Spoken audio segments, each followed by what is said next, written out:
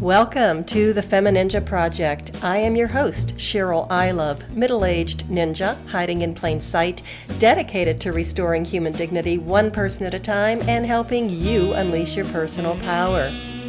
Discover that it's possible to look like a woman, act like a lady, move like a ninja, and think like a warrior. And remember, men are always welcome on the FemiNinja Project.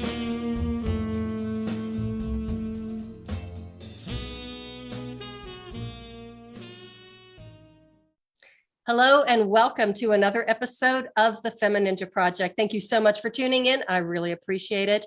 And I have a wonderful guest with me today. She is so much fun. We've had a wonderful conversation before we started recording, but some of it probably wouldn't be appropriate to be aired, but she is a lot of fun. Her name is Grace Angeli. She is a wife, entrepreneur, and breast cancer survivor. She is the host of the Breast Cancer Hero's Journey and founder of the angelofgrace.me. Grace is on a mission to help women who are ready to heal and crave happiness, meaning, and accomplishment by leading them on an inner and outer journey of self-discovery and achievement. Grace, welcome to the show. Thank you so much for being here. Thank you. It's great to be here. It's great to be here on your show. And you are the first Aussie I've had on my show. So congratulations. I think you should win a prize or something like that. Thank you. Thank you. I hope my accent to your listeners doesn't sound too masculine, because I think the Aussie accent sometimes can sound very masculine at times. Well, I don't think so. And there's really not much masculine about you, I don't think. No. That's true. That's a good thing. Yes. And you have above all, I just love your sense of humor. Thank you. It's the one thing that I guess helps you through, your toughest days and your shittiest moments, if I can say it like that. Yeah, you can say it like that. And that's really interesting that you bring that up, because as I was looking at your website earlier today, I think I did see a podcast episode that you recorded about laughing through breast cancer, or why you have to laugh, or how to laugh through breast cancer. So those are some of the things I'd love for you to share with the audience. But before we go there, just go ahead and tell us your story. Tell us, who is Grace and how did you get to this point in your life? Okay, so obviously, I'm 50. I just turned 50 this year. The great 50. I know. Congratulations! That is thank you. 50's fabulous. That's a milestone. Yeah, I think 50's the new 40s. I feel that anyway. And so I start off, I guess, living in Australia. I live in Melbourne, Australia. Born and raised here. My background: I have Italian parents. Obviously, I grew up in an environment, I guess, you could say a strict environment, but I grew up where there was a lot of, a lot of respect, a lot of loyalty, a lot of things going forward. The women is to be, doing all the houseworks and things like that. So I always grew up knowing that my role, eventually would be, a mother and a wife, and that's about it, So I grew up, when my father was very, very heavy-handed and things like that. But I used to suppress a lot of my stuff. I used to always suppress, how I felt and things like that, because I wasn't allowed to share. I wasn't in an environment where it was easy to share how you were feeling. And so a lot of that feeling of suppression, I was doing that for a long time. And so, grow up, I started working for 3 of the leading banks here in Australia and stock exchanges and things like that. And it sort of made me feel good. I sort of grew like a self-esteem, and I started feeling good about myself, because my environment at home wasn't so great. But I started feeling better when I was out, because I was being who I wanted to be, who I was. And, so I went through that. I met my husband, who's from Italy. And we met online. It wasn't a dating site, but it was online. And he, we came out. And so working in an environment with, finance and all that, it was great, but it wasn't fun. There was like an essence missing, and the good thing is I had my aha moment, I guess, one of my aha moments when I tore my ACL. It takes you to, Don't worry, it's nothing like a nice, fantastic story. I was skiing down, the runway. No, it was just coming down off the dog's, my dog's house, and I tore my ACL. So it wasn't anything really exciting. But I had that aha moment. And what it was is I was sitting at home and I just didn't know I wanted to move. I just felt stuck. I just felt like there was something missing in my life. And so my husband was very worried. So he got me a life coach. And I remember the first episode of the life coach, he's like, so what seems to be the problem? And I just said, you know what? I don't like my job. And he said, resign. So I remember saying to my husband, I don't like my job. And he said, great, come and work with me. Now, my husband was already in construction for 20 odd years prior to that. So I started working with my husband in construction. Now, you can understand construction is not really a woman's world. It's more of a man's world.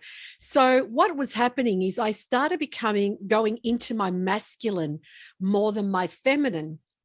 So in a way, I was sort of going against who I was again. I'm a sort of person that loves to help. I'm creative. I love to be out there. I love to talk to people. I love to help people. And here I am suppressed where I have to turn pretty much into a man to just survive that world. And we grew our business, we grew it up to 7 figures and things like that. And then in 2017, my husband decided that he didn't want to do this anymore. It wasn't his path. So he sort of went, you know what, I'm going to go on a spiritual journey. And I'm like, yes, because again, you're going to remember I was brought up where the husband does what he wants. The woman stays at home. She just supports the husband. So I was always standing behind my husband. I was never beside him. And it all comes together. And that's how it all, eventually everything comes out, because it's not who I was. Again, I'm suppressing everything I am. I'm trying to be a people pleaser. I'm trying to get people, if I don't say anything, if I don't do anything, I'll just, everyone will be loving me and things like that. So he goes on a spiritual journey in Peru, and I'm running the business on my own. So at this stage, we've got 18 staff. I'm running around. I'm not only doing mental work, I'm doing physical work, and again, it's a man's world and no one helps you. It's crazy. The moment a woman steps onto a construction, they must have thought, well, this woman doesn't need any help. But I needed a lot of help. But I also needed a lot of help because my marriage wasn't settled. I was like, we were changing. And because I wasn't changing with him, it was actually building a massive crack in our foundation. So he went on that spiritual journey. I thought, you know what, I don't want to do this anymore. I want to leave this marriage. It's not working. But what it was because I was resenting him. I was resenting him for taking the steps that I wouldn't. I was jealous. I was angry. I was resentful, things like that. So eventually he wants to do this spiritual journey, go into 2018. And he says, oh, you must come to Peru with me. And I thought, well, maybe I will, maybe I won't. Now, I forgot to mention prior to all of this, in 2013, my mother was diagnosed with cancer. Now, she had uterus cancer. And then she had breast cancer. Now, the thing was, we weren't sure which one came first and which one was a secondary, because within 6 months, she was diagnosed with the both. So my mum had a double mastectomy done on her breast. She had chemo, she had radiation. So because she became the 4th member of her family to have breast cancer, even though we're not BRCA1 or BRCA2, we were eventually put on a high risk. So we were on a recall. So for 5 years, I'd go and get tested. I'd go and get my MRI, ultrasound, mammogram, see you next year. So fast forward to 2018, I'm ready to jump on a plane to meet up with my husband. And I go and do my routine, tests. And I wondered why I went and done it on a Monday. And I wondered why I didn't get the results. So on the Thursday, I called and they said to me, oh, we've been trying to call you. And I said, really? And she said, yeah. The doctor wants to speak to you. And I remember that moment. I thought, why would the doctor want to speak to me? Normally they say to me, see you, Grace, see you next year. So she gets on the phone and she said, Grace, we found something. And I remember thinking, what? And she said, but look, we got to do a biopsy because 99% of the time it's a fatty tissue, Grace. It's nothing. But we have to do a biopsy. And I said, well, I'm about to leave tomorrow. She said, that's okay. We'll do it when you get back. I said, all right. So I call my husband there and then. He's overseas. And I tell him. So I go overseas with that in the back of my mind. You try and have a holiday while in the back of your mind, you've got this nagging thing. I wasn't afraid at that stage 100% because she said to me 99% of the time it's just a fatty tissue. So I thought, you know what, we'll go with that. We come back this was in August. We come back in September and we do the biopsy and everything. And, like most women know, you go and see her. I remember I was the last one she saw. And the lady just before me came out crying. And I said to my husband, it's not going to be good news for me. And he said, you don't know. You're not a doctor. What would you know? He was trying, I guess, keep my spirits up. And I remember walking in there and I'm a straight shooter. Don't beat around the bush. So, you walk into so how are you, Grace? How was your holiday? Listen, don't worry about my holiday. Don't ask me how I am. Just tell me.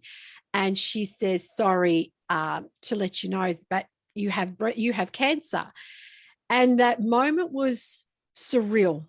I remember I cried. And I remember thinking, wow, is this really happening? Like, you feel like for that moment, I felt like I was in a bubble. And I remember I turned to my husband and I said, I am so, so sorry. I'm so sorry. And he said, don't apologize. Why are you sorry? And I remember thinking of my mum who had passed away. And I remember saying, I'm so sorry, Mum. I'm so, so sorry. Because I knew, because just before my mum passed away, while she was in palliative care, she had the doctor do a BRCA1 and BRCA2 because she did not want one of her children to have it. So I knew that if my mum was still alive, she'd be devastated. So there's the doctor telling me, okay, we need to do this. Now we need to get it out.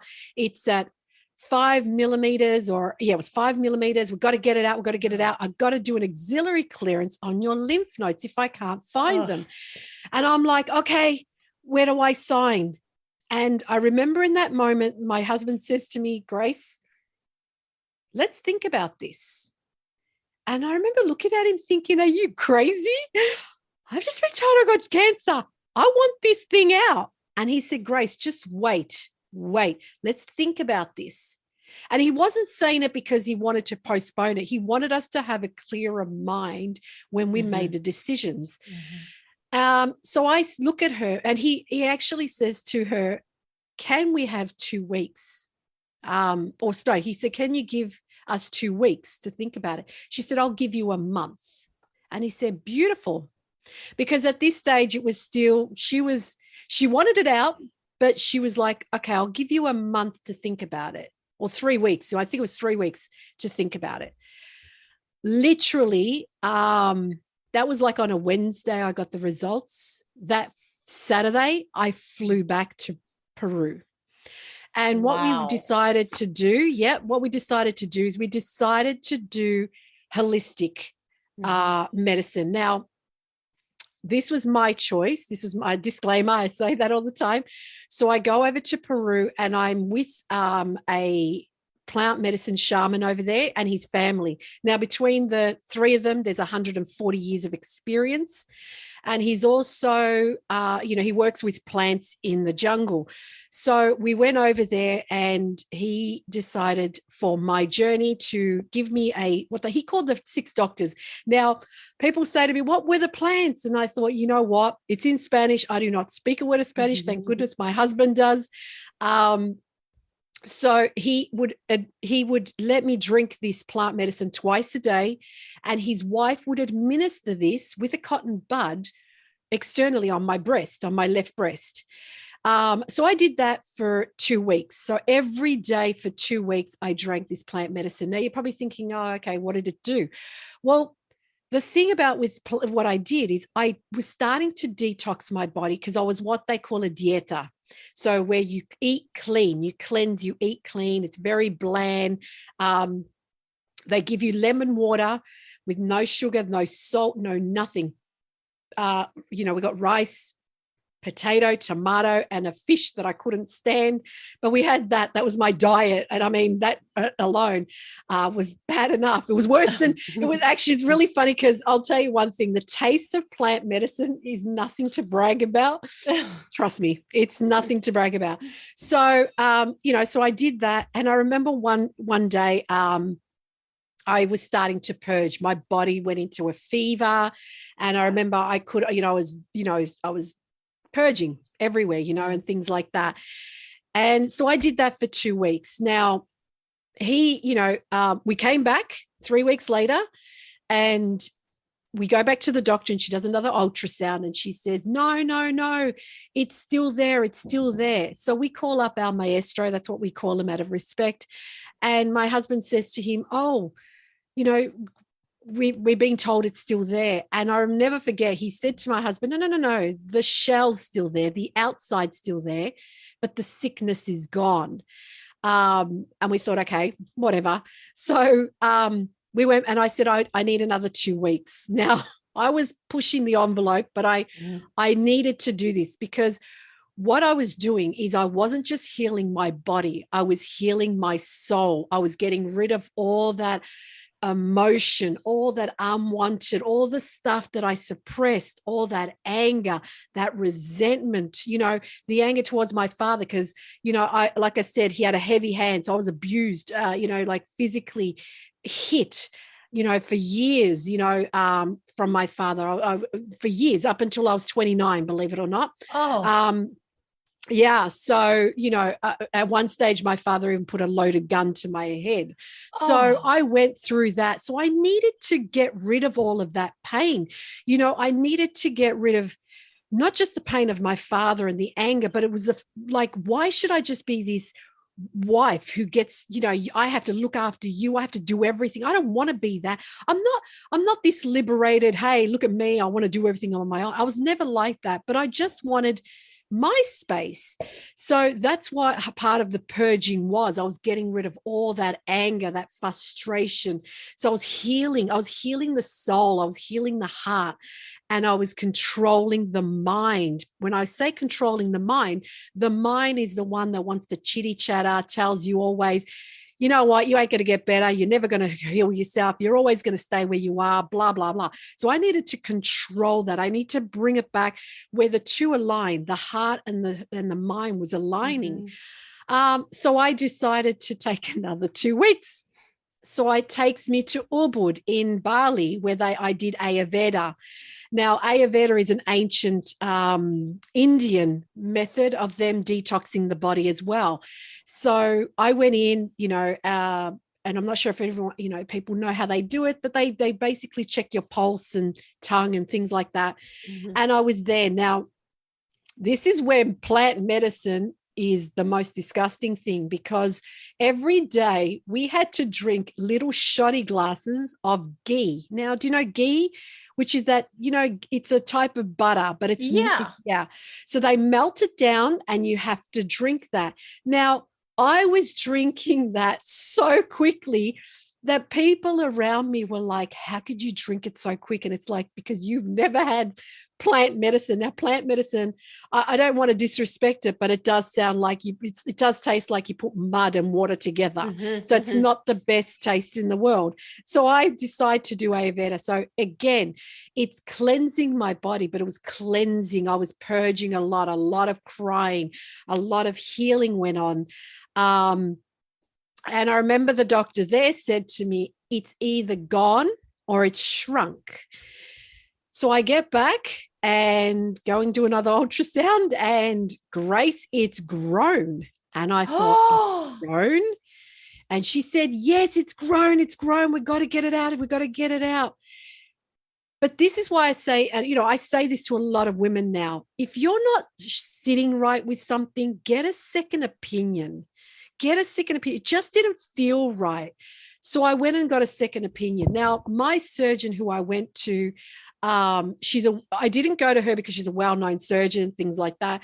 I happened to go to my GP and I said, I want a second opinion. And he said, Grace, I want you to get this out. I had a friend who didn't get it out and she passed away. I want you, this is my GP. We're not, friends outside of, that. And so he rang and I was supposed to get operated on the Monday. This was on the Thursday before. And he rang the surgeon, Dr. Chantel's surgeon, center. And they said, yeah, we'll see her right this afternoon. So I went and saw her and she's like me. And I thought, oh my God, I love this woman. She was a straight shooter. And she just said, and now she's looking at the reports. And she said, you know what, Grace, let's get this out.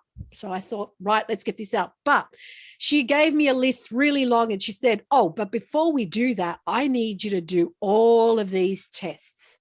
And I thought, great, which were blood tests, PT scans, everything. She said, I need to make sure that the cancer is just in your breast and nowhere else. And I said, great, let's do it.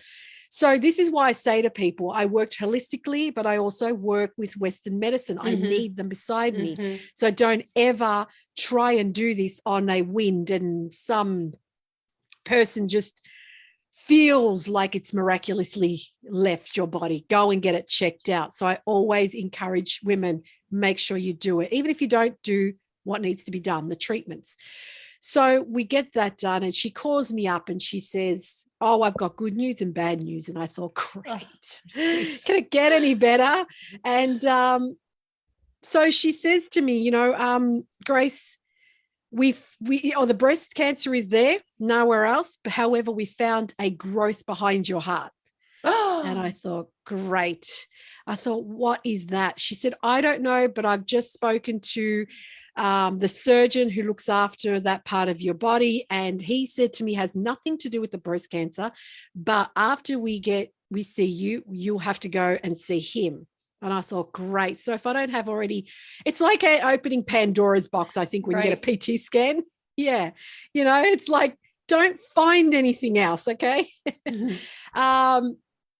So I go in and we get operated. And I say to her, listen, don't do an axillary clearance on my lymph nodes. And she said, I would never do that.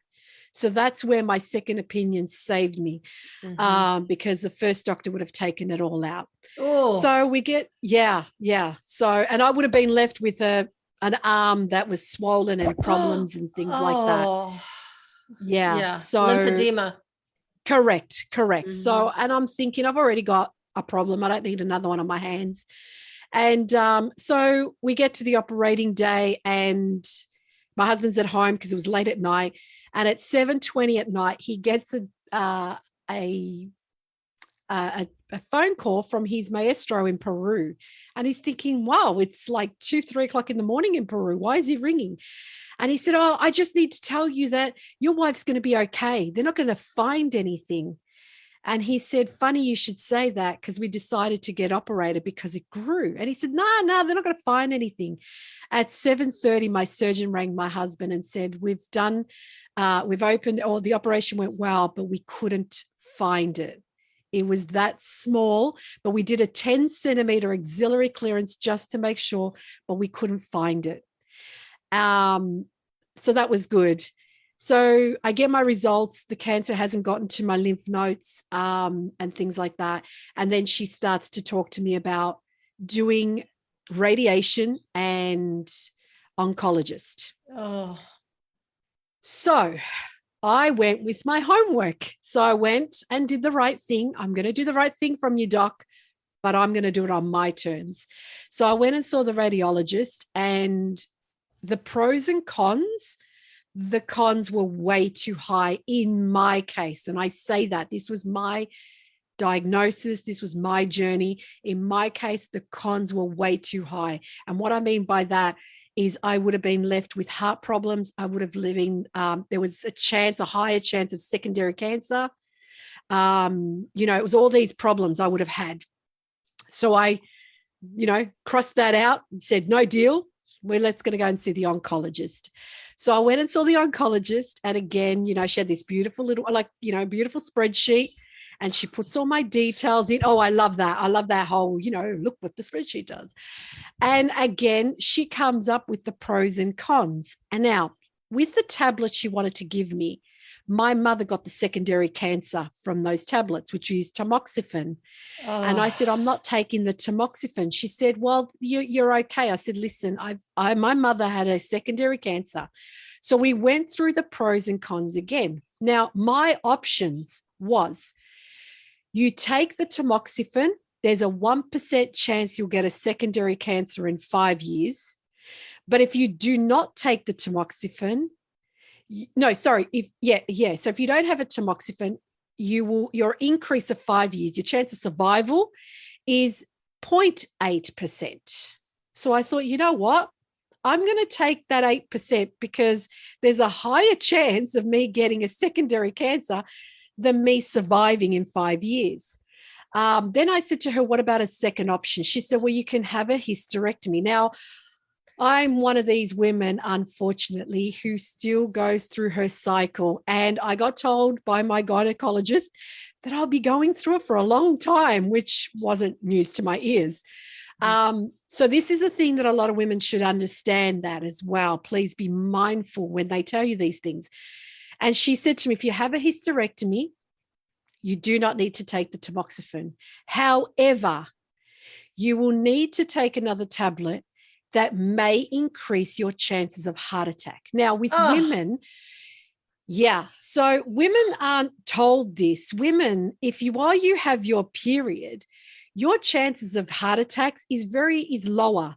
When you go into menopause, your chances of heart problems or heart attacks actually increase because the estrogens were keeping it at bay.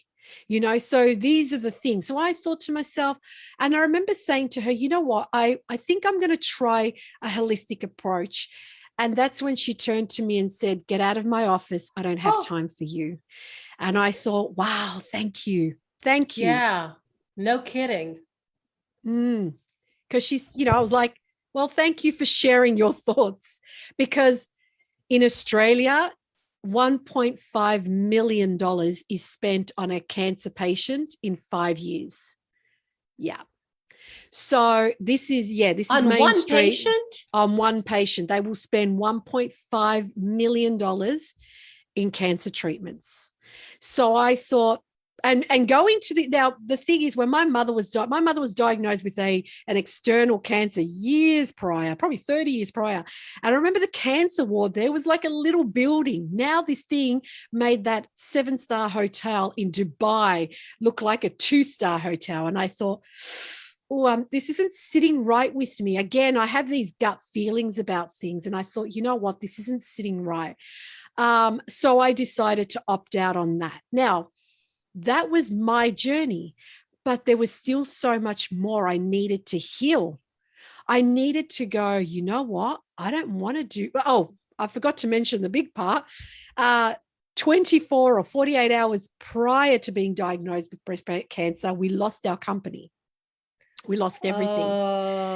So we had nothing. Everything was taken. When you see the movies where the truck pulls up and takes things and takes cars and, takes all this stuff, that's what was happening to us. The rest of the money we obviously spent on whatever trips and treatments that I decided to take. So here I am thinking, right, this is now my world. And I'm going to start doing what I want to do. So the Angels of Grace was always a name I had prior, but I also worked with crystals. I still wear crystals to today, but I worked a lot with crystals. I healed myself of headaches and stomach pains and things like that. Of course, if it got worse, I go and see doctors, but crystals has been in part of my life so long. So I wanted to start doing stuff that I love to do. So I started to create a little market stand of crystals. But what it was actually a shop front, because I had started getting women who started to express how they felt. They started to talk about their problems. They started to share what they never shared before. And I thought, wow, isn't that interesting? Because a lot of women don't feel comfortable sharing their problems or their stories with friends or family because they get judged. Oh, what would you know? It's just, oh God, go for a walk. Go for a walk. It'll clear your head. Do this, do that. All of this stuff. And you're sort of going, that doesn't fix the problem, So that's where I started to really look into, I help women obviously just diagnosed with breast cancer to, really just come out and start living their best versions of themselves. But it's unfortunate that you have to get to that point in your life. You have to get that wake up call to understand, you know what? This is the chance for you to do what you've always wanted to do. This is a chance where you can say the word no. No. How many women, not just, I talk about women because this is what we're talking about, but how many women are people pleasers? Yes, I'll do that for you. Yes, I'll do this for you. Yes, and they're not feeling fulfilled. Now it's about me. I'm being selfish because I need to, because unless I can fill my own cup, I cannot give anything else to anyone else. And that's what I tell women. And, you go to laughing. My husband would make me laugh all the time. My husband, he's a life coach. So I guess I was lucky in a way. Living with a life coach, he looks at you as a wife, but he also looks at you as a client. And every morning he would open those curtains and he'd be saying, he'd say, tuck, tuck, get up, get dressed. We're going out. Like, we're getting up, we're moving on. But we would make fun of things. We would always laugh at stuff. And I think laughing is the best medicine. You know what I mean? That belly laugh, that really deep down belly laugh is what you need. You need to laugh at yourself. You need to laugh at what was happening around you. Like, I laugh because talk about bad timing. I used to have very, very long hair. Now, I suffered psoriasis. Bad timing, Grace, because I cut my hair when I was diagnosed. So everyone's like, oh, you cut your hair because you had cancer. It's like, no. I got psoriasis. I got really bad psoriasis. It's, you know what I mean? I'm like, oh, talk about bad timing. But my psoriasis would be so bad that it would cause my skin to go red, that my husband would go, oh, hey, face off. Welcome. We would make fun of me. I'd had cream, white cream on my face, walking around Peru with this white cream on my face. I could have just painted 2 round circles in my eyes and my mouth and put a red nose. I would have been a clown. But I had to make fun of what I was going through. So I kept looking at the fun side. I kept looking at this is a blessing. Every day that I woke up and I laughed, it's a blessing, because things could have turned out so horrible, like my husband always reminds me when I get a little bit off center.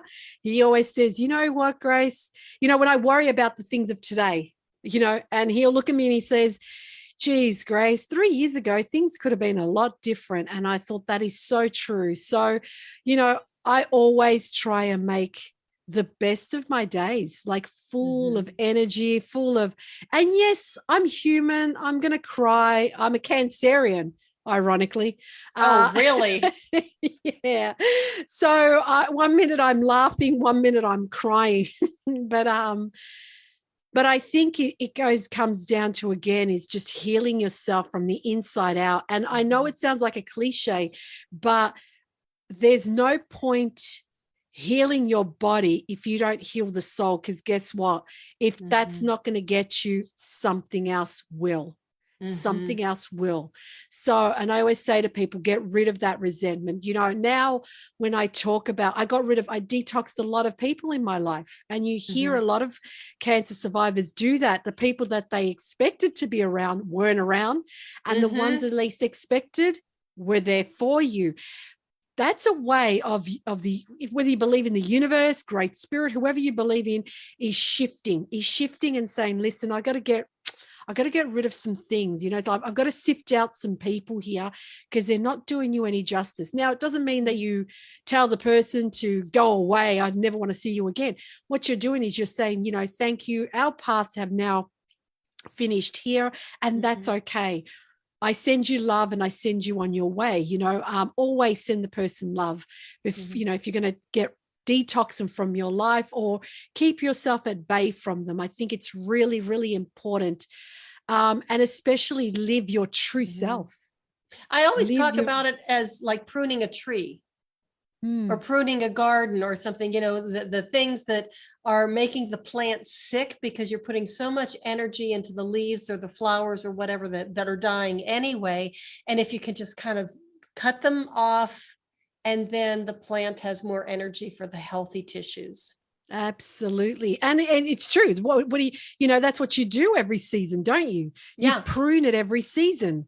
So that's what you got to do as a person. You got to, you know, that metaphor, you got to prune yourself every season. You know, like winter, like when I use the term from my mentor, Tony Robbins, I was going through winter. It wasn't physically winter, it was spring and it was summer, but I was going through the winter in my life. So I had to prepare for the spring. So, you know what I mean? And it's so true. You need to do that to be able to move forward, you know, as a better person, as a better version of yourself, always a better version of yourself. But sometimes the people that you are close to are threatened by that, especially if they're the people who might not be serving you well anymore and having that relationship that you had before. You know, I had the experience where I actually had to break up with my very best friend, and we were best friends forever for 30 years. And the funny thing is, when I finally thought to myself, I need to end this relationship, I realized that in those 30 years, the past 15, I hadn't liked her very much. And the past 10, I had been trying to figure out how to break up with her. And when I finally had that realization, it was like, okay, this is it. I'm so sorry. You know, I can't do this anymore. And I felt so much better in so many ways. And the funny thing, pardon me, that happened was after I did it, so many other wonderful people just showed up in my life.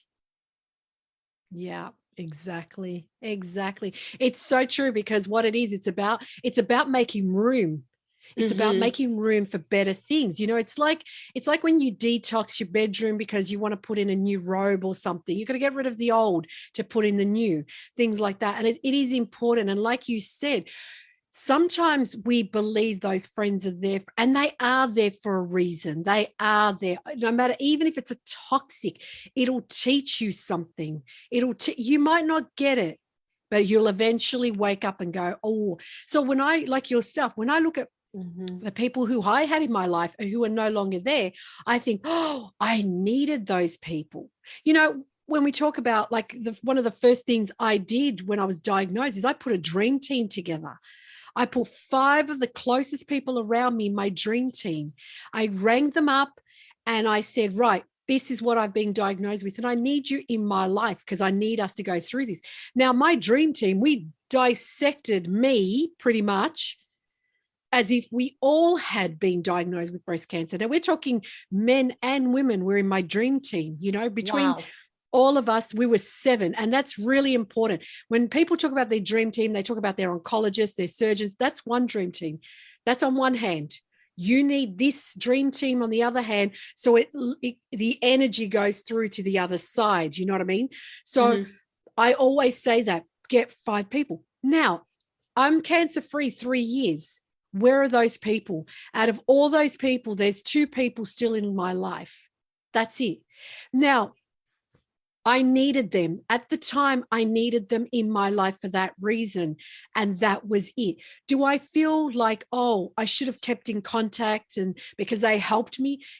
You know what? I want people to understand is you don't owe your life to anyone. You know, I get when people go, oh, well, I helped you. You owe your life to me. No, I don't. Because if I need to do that, then you had an intention all along. You had an intention all along, because when you don't expect something in return, you will do it. And if that person doesn't pick up the phone 10 years later, so be it. You served your purpose. We're all here. We're human beings here to serve one another. So those 5 people served my life. They're no longer around. Only 2 of them. One of them is my husband. The other one's a friend. That's it. Because, I mean, all up, we were 7. So out of 7, 2, 3 with me. But yeah. It sounds like you have a fantastic husband, by the way. Oh, look, you know what? I don't want to brag about him, but go ahead. Go ahead. He would love that. Yeah, he would, because, you know, we met when we were both needing. He needed, you know, I know it sounds like those fairy tales, and I'm not going to try and be like those romantic movies, but you know, when you get the bad boy and then you get the girl who's not damsel in distress, but she's broken.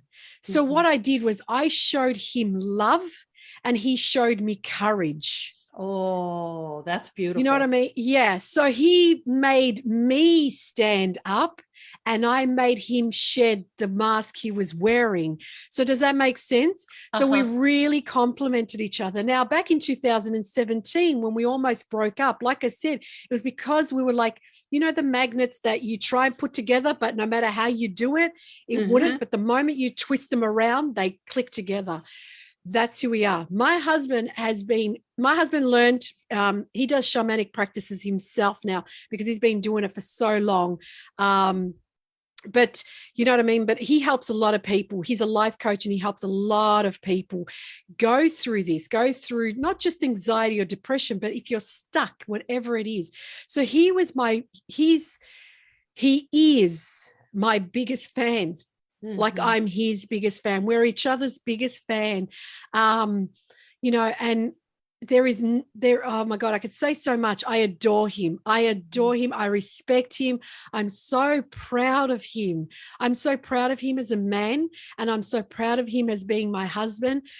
He's my best friend, and I've known him 20 years. We've been married 11, but I've known him 20 years. Wow. And yeah, you know, and when I say I owe, don't get me wrong, I don't owe my life to him as much as he wants to believe it, but I owe so much to him because especially through my cancer treatment, he was the one, funny enough, even till today, you know, when I go and get my tests done and everything, he's the one who's always like, oh God, Grace, yeah, get over it. Nothing's wrong with you.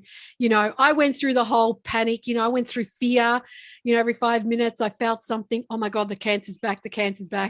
And my husband would say to me, really?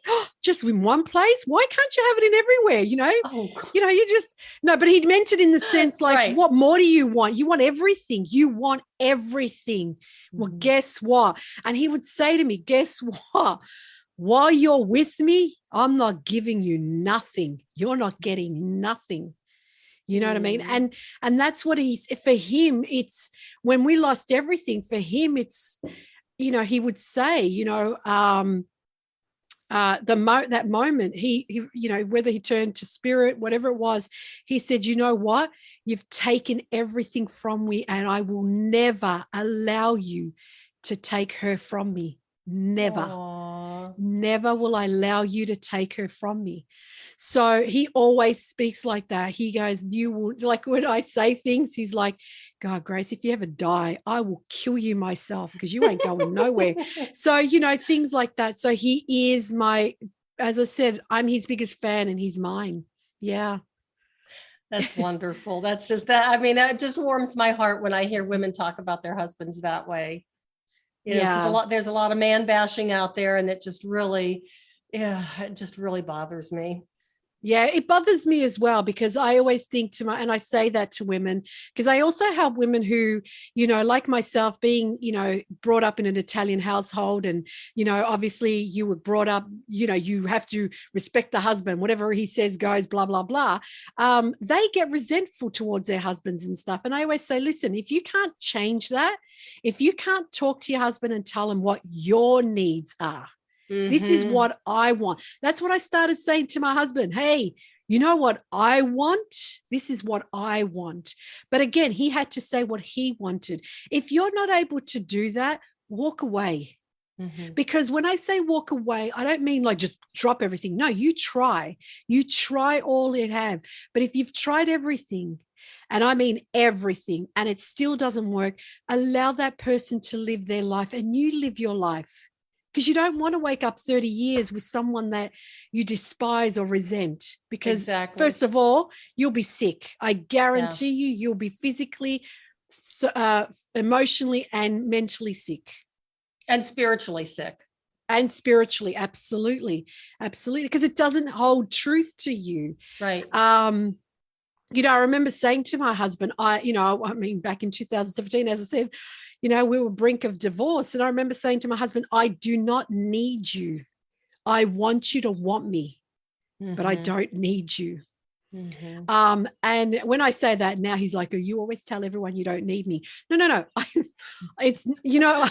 I need you, but I don't need you. Like, he needs me, but he doesn't need me. When you start clinging and you start holding on to that person like they're your oxygen, bad news.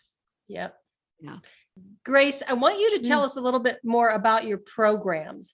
And I want to hear a little bit more about the Angels of Grace, because how did that come about? When I was looking at it, when I was looking at your profile on your website, I was kind of thinking, oh, that's really cute because, her name is Grace and Angeli and Angels of Grace. And is that how you got the name? Yes, Okay. believe it or not. Yeah. So those that who aren't Italian, those of you playing at home. So what happens is when I met my husband, he's the surname De Angeli. Now, De Angeli means the angels of, or the angels are. So I remember back 20 years ago, I would always write the Angels of Grace, because I used to always write Grace De Angeli before he married me, before he even thought about wanting to be with me. I just kept changing that. So I really did that. But what happened was I've got the motto, may you find your angel, is because I used to always say about my husband, I found my angel, because I used to, because of his surname, I used to say to him, oh, I found my angel. So I always used to say to people, may you find your angel. It doesn't necessarily mean a husband. It could be a spirit. It could be yourself, you know what I mean? It's a metaphor for anything. So that's how I came about it. But what happened was I started to get involved in the holistic side of things like crystals. So I really was really passionate, and I still am passionate crystals, but I also started making my own candles as well and putting the crystals in them because I wanted to bring out the essence of the candle, but also the energy of the crystal at the same time. So that's how I got involved with the Angels of Grace. But now what's happened is I've just put out a 30-day motivation program that I've done. And it's actually free for those who want to join. They could just click on the link and it joins for free for 30 days because I thought part of my process of going through what I went through, I had to get motivated. I had to get motivated to move forward. It's really hard because some of us think, being diagnosed with breast cancer, you sort of go, oh, I don't want to, build a goal for next week because I don't know if I'm going to be around because, you're psychic all of a sudden and you know when you're going to die. So, that starts playing in your mind, like I did the same. I wanted to do Halloween for so long that I would stop myself every year for having a Halloween party. I know in Australia, we don't have it as big and beautiful as in America, but I've always loved Halloween. And I stopped myself, because I thought, no, I've got an appointment with my doctor 2 days before. I might get diagnosed that I'm dying. So I don't want to plan that. No, that's where the motivation comes in. So that at the moment is a program that I have out. At the moment, I'm actually working on a course itself to put together these tools and resources, how to, you've just been diagnosed or you're just going through something, so I'm actually in the process of doing that, as well as my podcast. So the podcast is me expressing how I feel. So that's why the angelsofgrace.me, you'll find the podcast on there. You'll find the store, the Angels of Grace store on there. You'll find the motivation on there because it's not just one thing. It's so many things. And crystals is an external thing. The the motivation is something internally. And obviously the podcast is just if I plant that little seed in one of my podcasts, then I've done something good for someone. Yeah. So the shop then, because I didn't go to your shop when I was on the website today. So that's where you can purchase the Angels of Grace, and the are crystals, okay, the crystals and the candles and all that correct stuff. Okay. Yeah. Okay. Yes, crystals, candles. I've even actually got so the thing is too, what I came across as well is when people are diagnosed with breast cancer, the friends and family around them don't know what to do, don't know how to support them. So the thing is, one of my guests actually went and created bracelets for her friends and family, breast cancer bracelets, survivor bracelets, whatever. They didn't have survivor on it or anything or breast cancer, but they were pink. So I also sell these bracelets because if you know someone who's going through it and you just want to give them a small gift, I thought, well, why not give them a bracelet that says survivor, something like that, where they can always look at it and always remind themselves how far they've come on their journey. So I've also got that in the shop, as well as humidifiers, because I believe why humidifiers, because meditation is, I found, really important. And I would always create a beautiful I have a Zen room in my house, an actual bedroom we turned into a Zen room. And just that relaxation, because you need to unwind and relax, especially when you're highly strung or you're going through such a big traumatic part of your life. Yeah. So when you're talking humidifier, you mean like the diffusers where you put the essential oils and stuff? Okay. Yep. Diffusers and stuff. So if you don't want to candles, because a lot of people find the candle, even though the scents that I create are a light and easy, I don't make them strong and harsh. But also the humidifiers you could put in there, it's a different way. A lot of people, some people like candles, some people like humidifiers or diffusers, because also with a candle, like I always say, do not leave it unattended. Right. Right.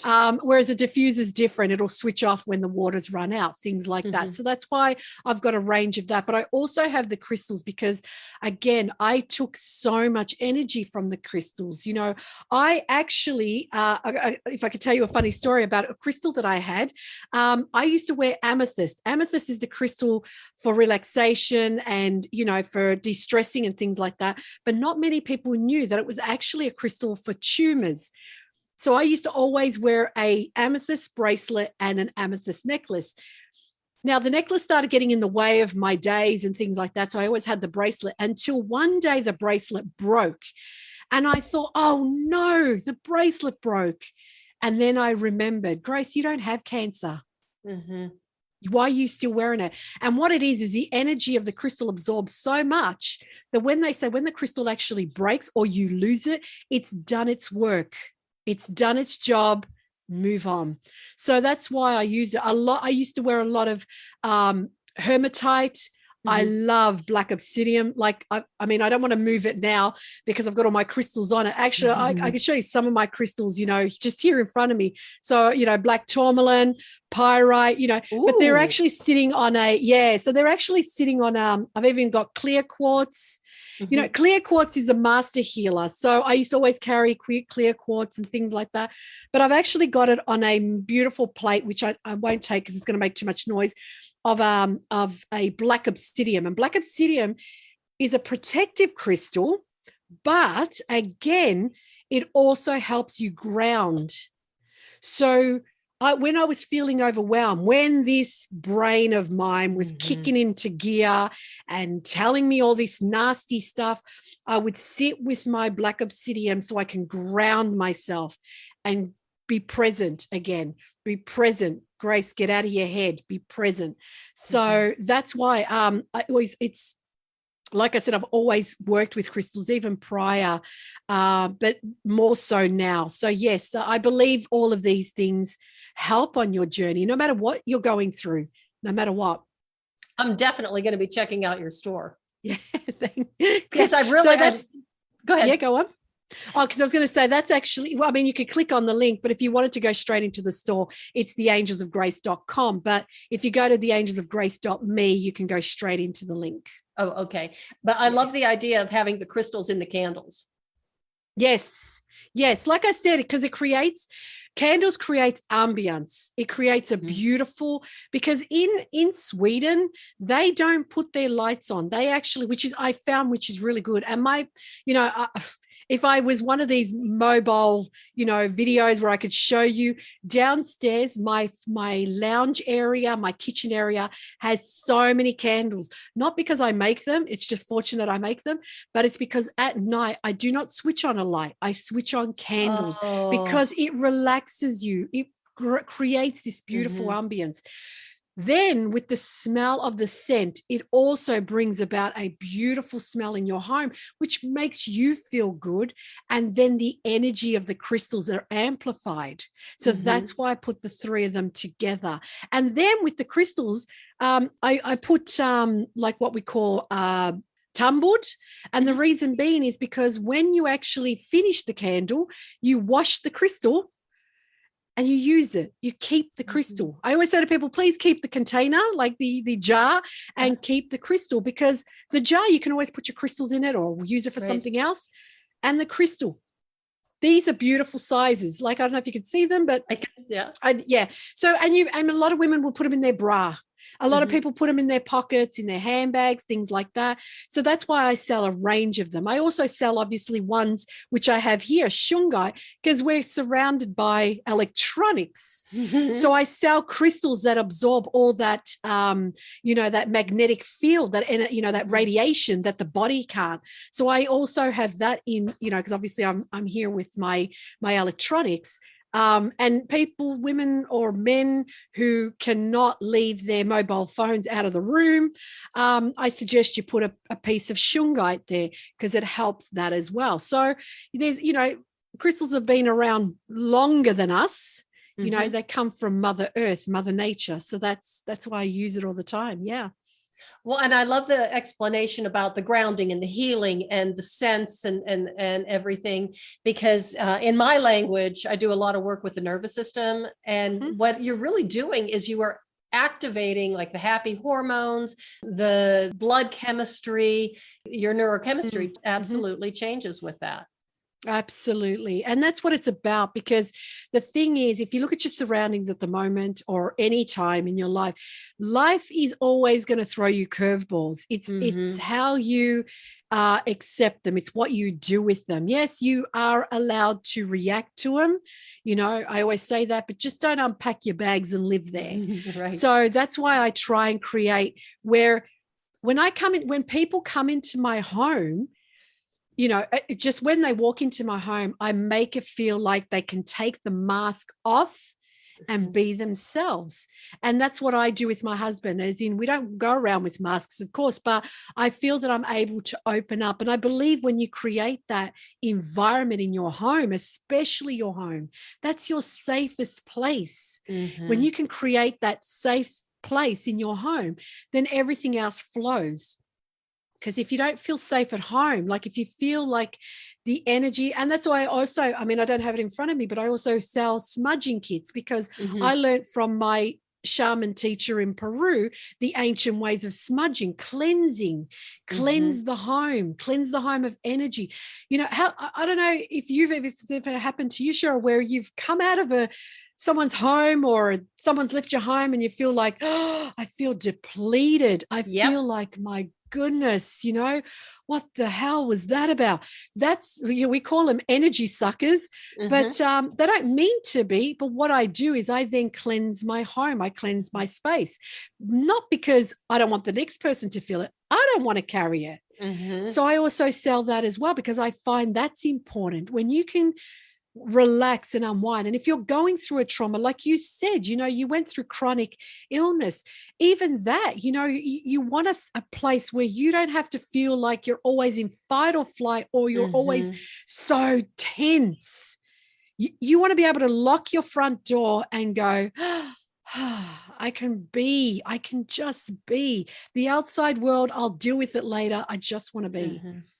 So that's why I think it's important to create a beautiful environment in your home. I think it's really, really important. So tell us how my listeners can get a hold of you. Okay. So, or if you want to get a hold, look, I love hearing from people around the world. I really do. You can always contact me through email, grace@theangelsofgrace.me, or you can find me on Instagram, Grace de Angeli, or The Angels of Grace, or Breast Cancer Heroes Journey. But if you go to one of them, they're all linked up, so you'll find the others. You can always find me on Facebook. I've also even got a group.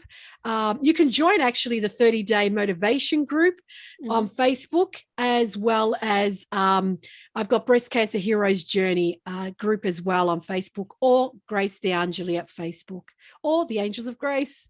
So as I said, though, no matter which one you click, it'll always click you into one of the other ones. That's for sure. So, yeah. Grace, thank you so much for being here today. You are amazing. You're a wonderful guest. I love your energy, and I really appreciate you being on the show. You've given us such wonderful information, and I really believe you're helping so many women out there. Thank you so much. And like yourself, you are a super ninja yourself. And I know I can't wait actually to have you on my podcast, because I know that my listeners will also appreciate what you have to offer, because I'm sure you have so much to give. And I know you'll always be at service for others in a good way. And like me, I think even if you help one person, bring so much joy into our hearts. So, and I thank you. I really loved being on your podcast. I really, really loved it. Well, I just love talking to you. I'm so glad we connected. And I'm so glad that I stalked you online, and that's how I found you. Thank you for being my stalker. Oh, you're welcome. It's my pleasure. That's what a ninja does. I love it. I love it. I just spoke to a ninja. And we will keep talking. I think I've got a friend for life here, and I'm so excited about that. Absolutely. You will. You will. Thank you. Everybody, thank you so much for listening. I really appreciate it. And I know Grace does too. She is an amazing woman, as you can tell. Please check out her podcast, check out her website, go to the store. I'm going to be doing that. So just remember to take care of yourself. Always get a second opinion. Get the right people around you. Create that space where you can heal and be safe. And remember, learn how to say no. It's important for you to take care of yourself, and it's important to be quote unquote selfish. If you don't take care of yourself, you can't take care of anyone else. And that is the way of the FemiNinja.